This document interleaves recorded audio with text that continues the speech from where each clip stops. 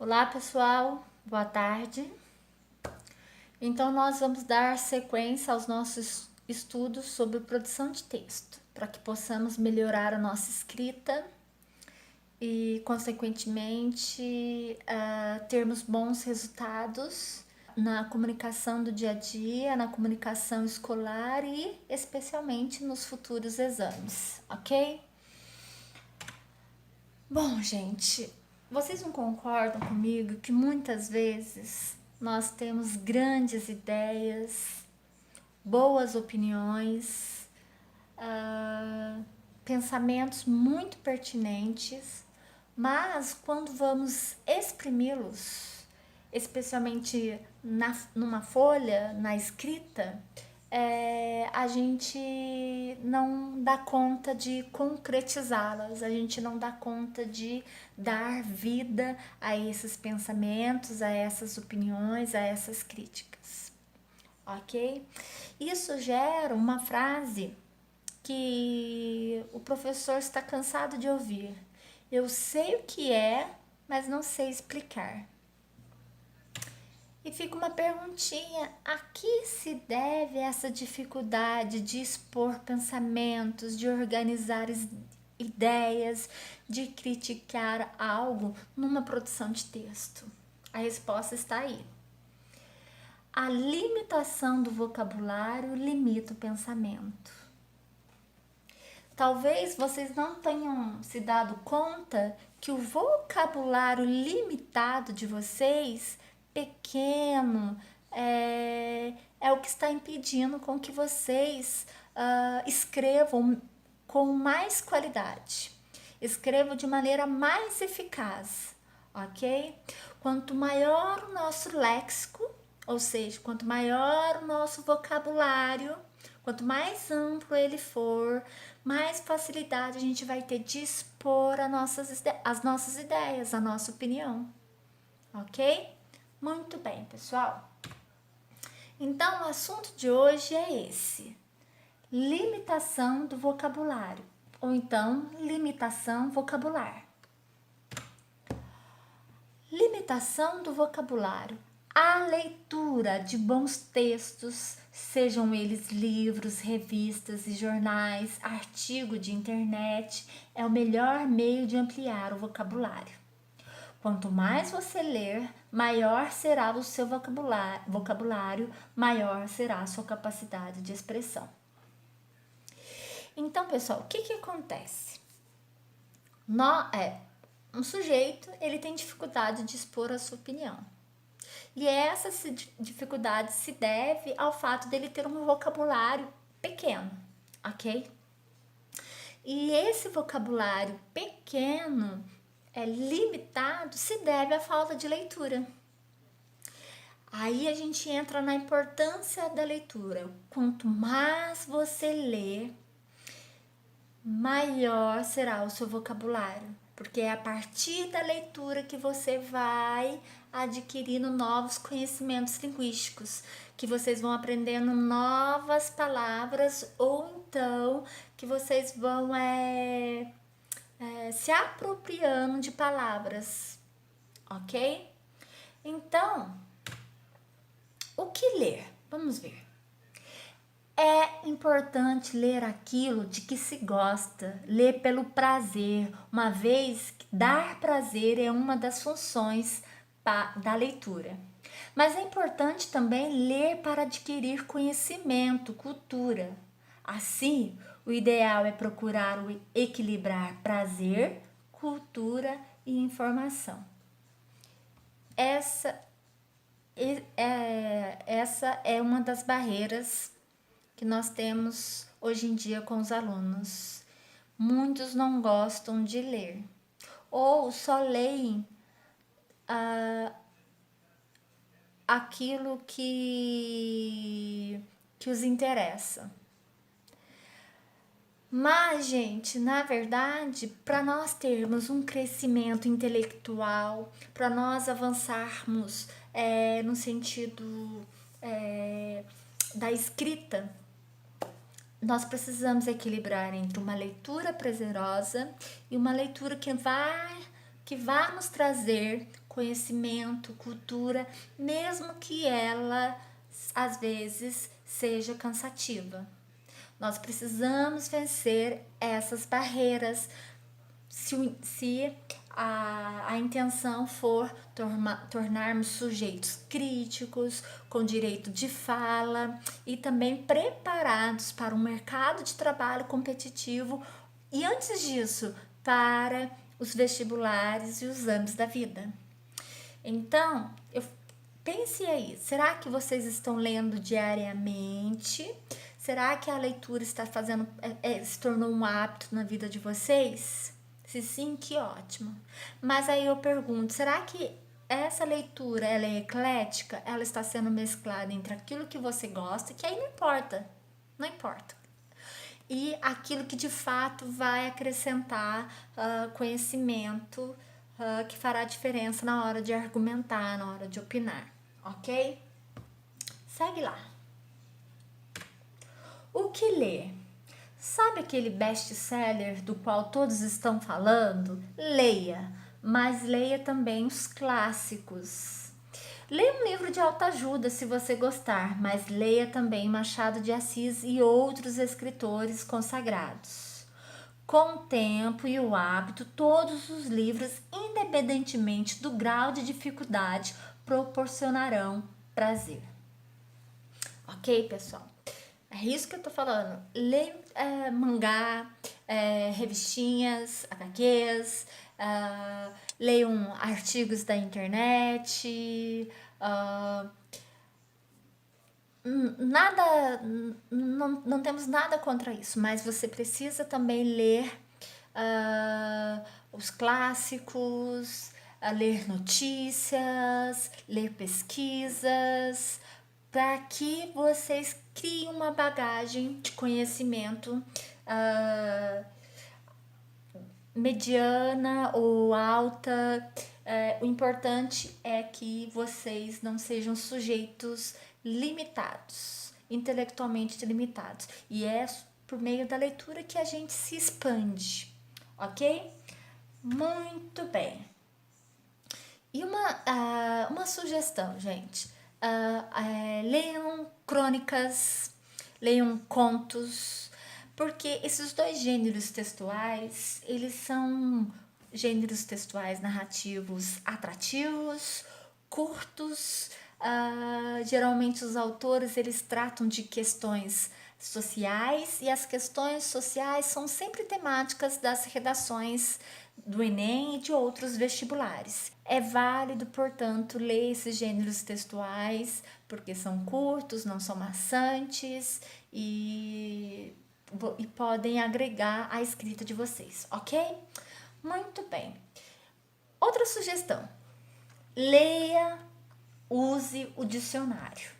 Uma boa leitura tem que ser acompanhada por um bom dicionário. O dicionário não é, como se diz depreciativamente, o pai dos burros. Ao contrário, ele é o pai dos inteligentes, dos que não têm preguiça de pensar e pesquisar. Saiba que a palavra consultada e aprendida dificilmente desaparecerá da sua mente. Neste ano, quantas vezes vocês pegaram em um dicionário para procurar uma palavra ou entraram na internet para procurar o significado de uma palavra? Ou ler fez de conta que entendeu? Não! Façam leituras atenciosas e fiquem atentos àquelas palavrinhas novas, aquelas palavrinhas obscuras e procure por sua significação. Essa experiência de abrir um dicionário, de procurar no Google a significação da palavra faz com que essa palavra, a significância dessa palavra seja internalizada. E aí, certamente, no momento oportuno, vocês farão emprego delas. E aí, por que eu devo ampliar meu vocabulário para já? Por causa disso. Lembre-se de que um vocabulário limitado deixa a redação repetitiva, monótona, cansativa. Gente, às vezes eu sofro junto com o aluno fala, Ingrid, eu pensei que eu ia bem nessa redação, eu não sei por que eu fui mal. Geralmente o problema está no vocabulário. Porque uma redação, ela precisa ser atrativa, ela precisa ser... e um tipo, a gente já trabalhou isso, né? Um tipo de argumentação que nós temos no texto é a argumentação linguística. É quando vocês sabem escrever, sabem fazer uso das palavras, dominar a sua própria língua é um tipo de argumento dentro do texto. Nós já falamos sobre isso. Então, gente, por isso que vocês devem ampliar. Mais pra frente a gente vai falar que até uma das exigências do Enem e de outros vestibulares e concursos militares, até que eu tenho alunos de concurso militar. Ok? Vamos só... eu trouxe aqui 2 exemplos do tanto que um texto pode ficar pobre quando você não diversifica. Vamos lá. Há 2 casos muito comuns nas redações que ilustram o que estou afirmando: o uso dos conectivos onde e mas. Onde é um conectivo que deve ser usado para indicar o lugar, mas aparece nas mais diversas situações. Já a conjunção adversativa mas é usado com inacreditável frequência. Então, vamos lá. O que eu quero mostrar para vocês, deixa eu dar uma dica aqui. O que eu quero mostrar para vocês é o seguinte: como que 2 elementos desgastados nas redações que grande parte dos estudantes insistem em empregá-los. Vamos ao exemplo aqui, para vocês entenderem melhor. Exemplo com onde. Estamos às vésperas da Copa, onde ninguém fala em outra coisa. O Brasil agora só pensa em futebol. Gente, o onde, ele só pode ser empregado para retomar espaço físico. E o onde nessa frase é fruto de uma limitação vocabular. O autor, ele poderia dizer: e ninguém fala em outra coisa, agora ninguém fala em outra coisa, mas caiu no onde.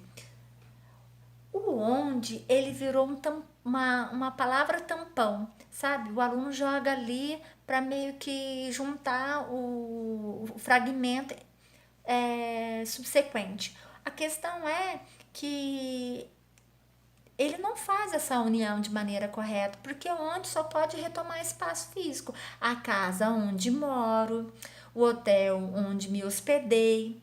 Agora,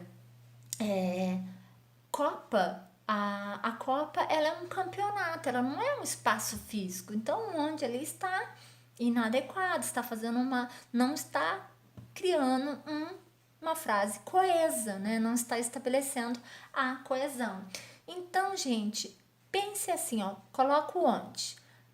Ele tá fazendo, ele tá retomando um espaço físico? Ok. Se estiver, mantenha. Não está, pensa em que, no qual, na qual, nos quais, nas quais.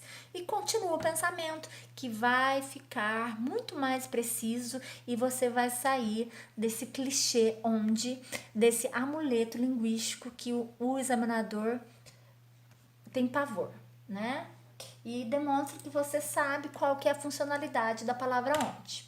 Agora vamos ao exemplo com mas. O Brasil vive um momento delicado, mas isso vai passar, porque há muitas coisas erradas, mas o governo vem fazendo o possível para acertar.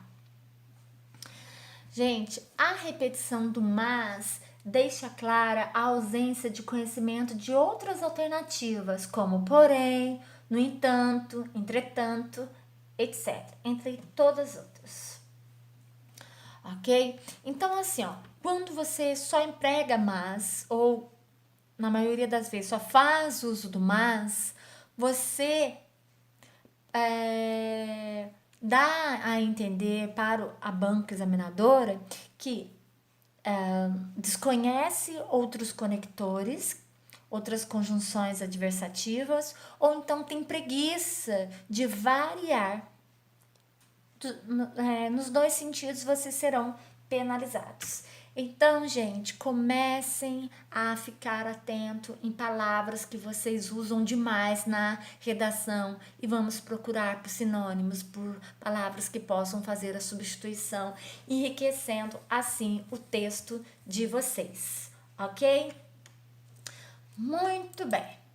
Pessoal, nós podemos classificar o vocabulário. Existem vários tipos de vocabulário que a gente vai desenvolvendo no decorrer da nossa existência, ok? Então vamos dar uma olhadinha neles. Segue lá. Os tipos de vocabulário. Nós temos o vocabulário da língua falada ou coloquial.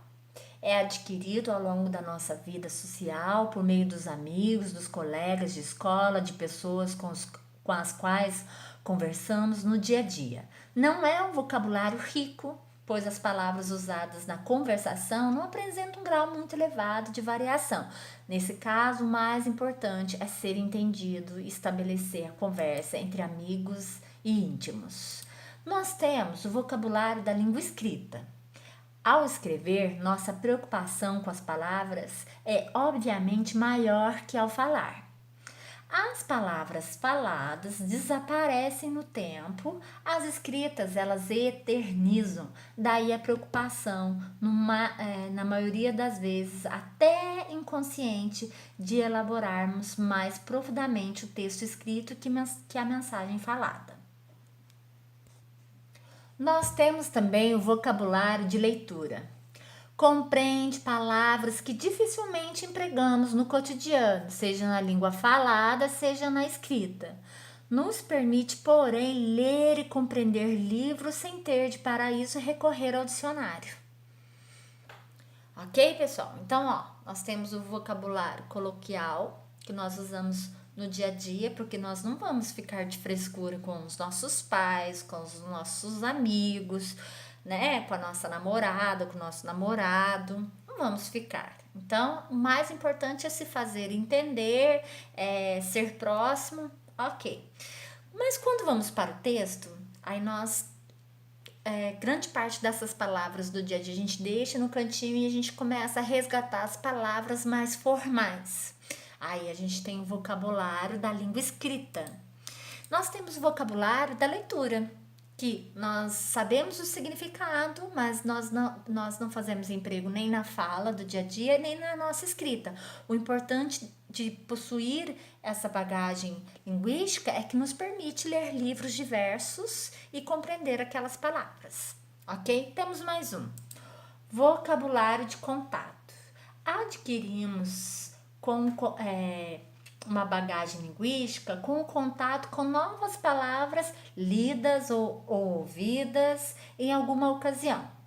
Devemos prestar atenção a elas e assimilá-las. Para expandirmos nosso vocabulário, devemos agir como caçadores de palavras, buscando ampliar constantemente o nosso vocabulário de contato.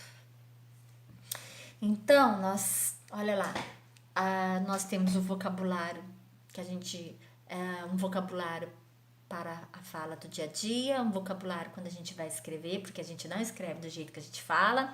Nós temos o vocabulário da leitura, palavrinhas que a gente entende, compreende, mas não empregamos, mas as entendemos no texto. E o vocabulário de contato, que é aquele vocabulário que a gente lê, que a gente ouve e se apropria, né, dele. E é esse vocabulário de contato que eu gostaria de chamar a atenção. Gente, tudo aquilo que vocês forem ler, leiam com dedicação, com concentração e roubam aquelas palavrinhas novas, se apropriem dessas palavrinhas novas que estão ali em sua volta. E começa a partir do momento que você tem interesse por elas e veja que elas são pertinentes, que elas vão fazer diferença na sua comunicação, começam a fazer uso, né? Isso é muito importante. Nós devemos ser caçadores de palavras a fim de ampliarmos nosso vocabulário. Nosso vocabulário, ele Lógico, quanto mais a gente lê de maneira quase que inconsciente, nós vamos ampliando o nosso vocabulário. Mas nos colocarmos numa postura de caçarmos palavras, de investigarmos palavras, também nos ajuda, de maneira mais rápida até, a ampliar o nosso vocabulário, ok?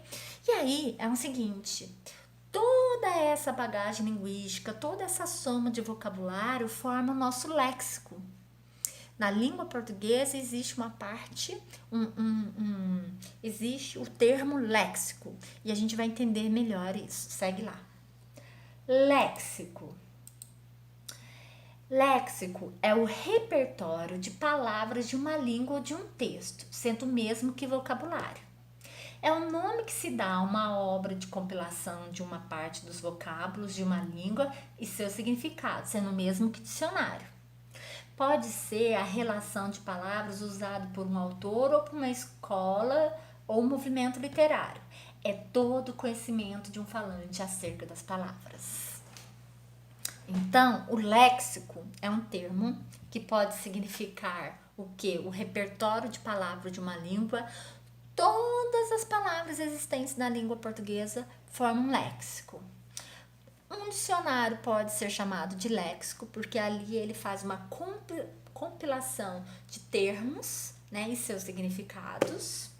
Um autor tem o seu próprio léxico, né, que é o jeitinho dele escrever as palavras mais usuais, o estilo dele e todo o seu conhecimento, seja vocabulário informal, vocabulário formal, vocabulário de leitura, de contato, tudo isso que você tem aí com vocês forma o seu léxico, ok? Então a gente está falando de léxico agora, que é a soma de todos os seus vocabulários, é toda a sua bagagem linguística, ok? E aí, vamos entender a importância agora do léxico, porque eu falei para vocês assim, da importância da gente saber se comunicar, escrever bem e tal, mas o léxico também é muito importante para resolver questões em prova. Segue lá. Léxico nas provas. As palavras pouco empregadas ou em desuso podem compor questões vestibulares. Elas não aparecerão descontextualizadas, né? Geralmente haverá algum excerto, ou seja, algum trecho que dê suporte ao candidato. Assim, para chegar à resposta correta, o participante deve reconhecer as relações contraídas pelas palavras dentro de um enunciado e quais sentidos decorrem de tais combinações. Então, pessoal, vocês viram que as palavras elas em desuso podem cair em questões. E aí, se você for um leitor assíduo, grande parte dessas palavras vocês podem até conhecer o significado, apesar de não empregá-las. Ainda assim, não entre em desespero, porque geralmente essa palavrinha ela vem dentro de uma frase, dentro de um parágrafo, dentro de um poema, e o sentido geral permite que vocês cheguem à significação dessa palavra. Então, pessoal, agora nós vamos falar assim, Ingrid. Ok, eu vou precisar ler muitos clássicos, eu vou precisar ler diferentes tipos de textos, sair da minha zona de conforto. Mas para agora, o que eu posso fazer? Como eu posso enriquecer o vocabulário das minhas redações? Aí eu vou dar algumas dicas para vocês, ok? Vamos lá. Como deixar o vocabulário da minha redação rico? Façam uso da sinonímia e da antonímia. O que é isso, Ingrid? A sinonímia é a relação que se estabelece entre duas ou mais palavras que apresentam significados iguais ou semelhantes. Nada mais é, pessoal, do que sinônimos. São palavras de sentido aproximado que podem ser substituídas uma pela outra em diferentes contextos. Sabe-se, entretanto, que não existem sinônimos perfeitos. Então, pessoal, a sinonímia é esse processo de da substituição de palavras que têm a mesma significância ou significância próxima, tá? Lembrando que não existem sinônimos perfeitos, sempre tem uma pequena diferença, mas dependendo do tema da produção de texto, a troca de palavras, né, por sinônimas não afeta o sentido, então vocês podem fazer tranquilamente, mas tenham bom senso, ok? Assim, a escolha de sinônimos, eles depende de alguns fatores. Vamos ver quais são. A escolha entre sinônimos acaba, na realidade, dependendo de vários fatores. Em discursos mais técnicos, as diferenças de sentido entre palavras sinônimas podem ter grande importância. Na linguagem cotidiana, as palavras furto e roubo, por exemplo, significam a mesma coisa, né? Se a gente for utilizar, nós vamos ser entendidos. Agora, em linguagem jurídica, roubo se aplica à situação em que a vítima sofre também algum tipo de violência. Então, veja que interessante. Aí é o que eu estava falando. Vocês precisam perceber se aquela troca de palavra foi bem feita, de modo que a ideia que você desejou passar não sofreu alteração e aquele sentido continua preciso, né? O examinador não vai estranhar, o leitor não vai ficar confuso. Ok. Aí a gente tem a antonímia. Vamos saber o que é. Antonímia. As palavras têm a capacidade de estabelecer relações de sentido umas com as outras. Quando essa relação de sentido é de contrariedade, as palavras apresentam significados opostos, ocorrendo a antonímia.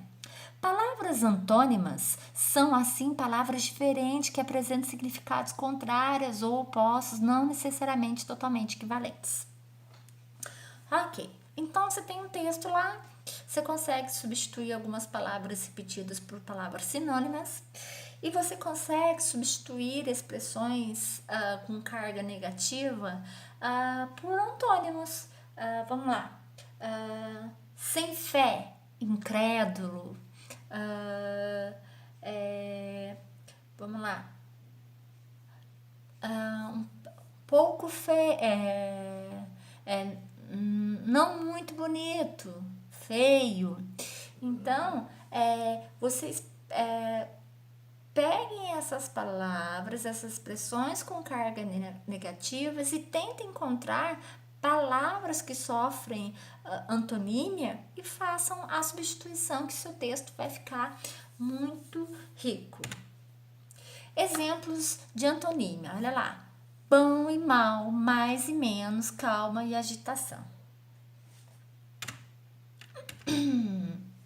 Muito bem. Então, assim, quando vocês tiverem, quando for possível, trocar uma expressão de carga negativa por uma expressão que dá essa ideia de contrariedade, vocês vão estar enriquecendo textos de vocês. Outro recurso linguístico, hipônimos e hiperônimos. Vamos lá. Hipônimos e hiperônimos são palavras pertencentes ao mesmo campo semântico, sendo o hipônimo uma palavra de sentido mais específico e o hiperônimo uma palavra de sentido mais genérico. Para fixar hipônimo, sentido específico, hiperônimo, sentido genérico, amplo. Ok, pessoal. Então é assim. Nós temos no estudo do sentido das palavras essa classificação de hipônimo e hiperônimo. Hiperônimo dá a ideia de uma palavra que é vaga, que é genérica. Hipônimo dá a ideia de uma palavra mais específica.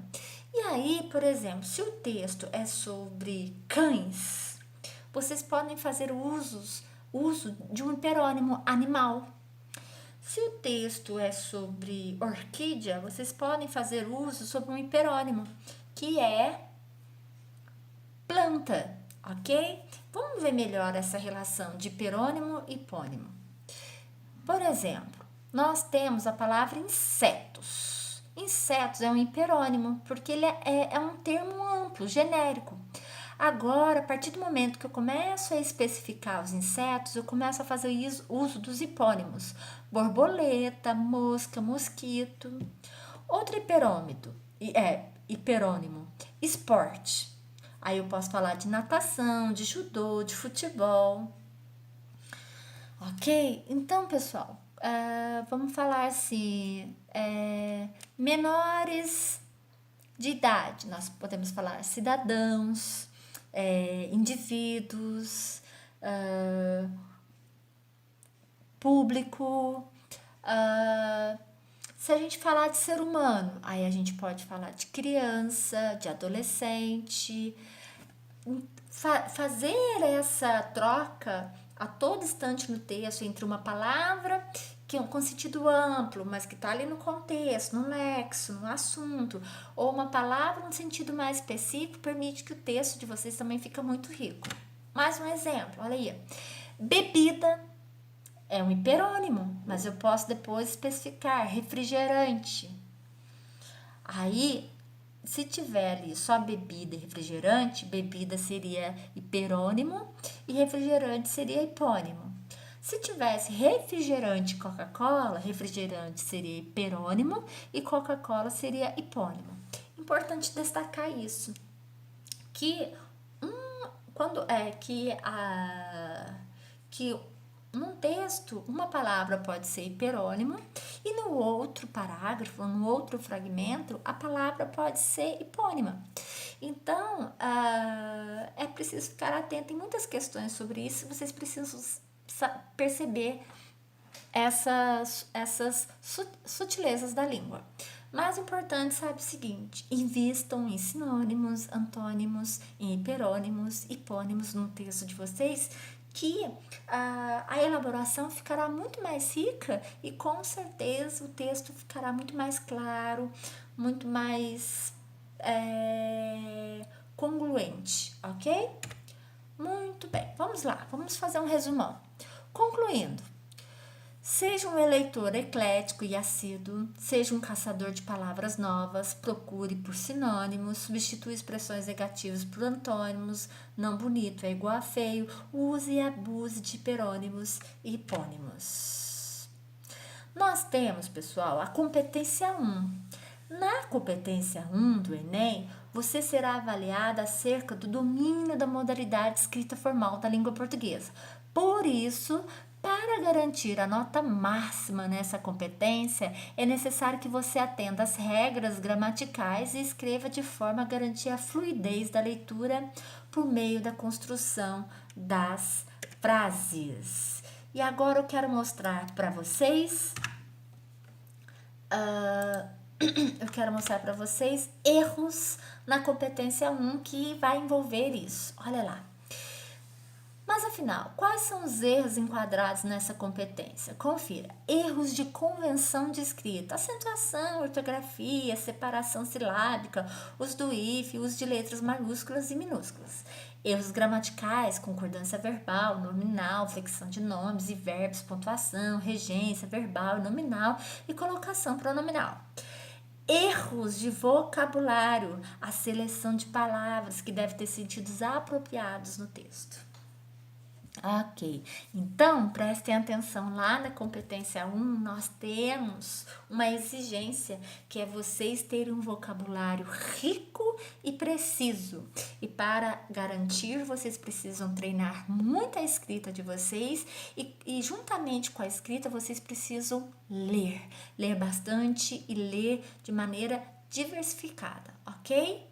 Ficou um vídeo mais extenso, mas vale como uma aula. Faço o comentário de vocês, fico esperando e até a próxima.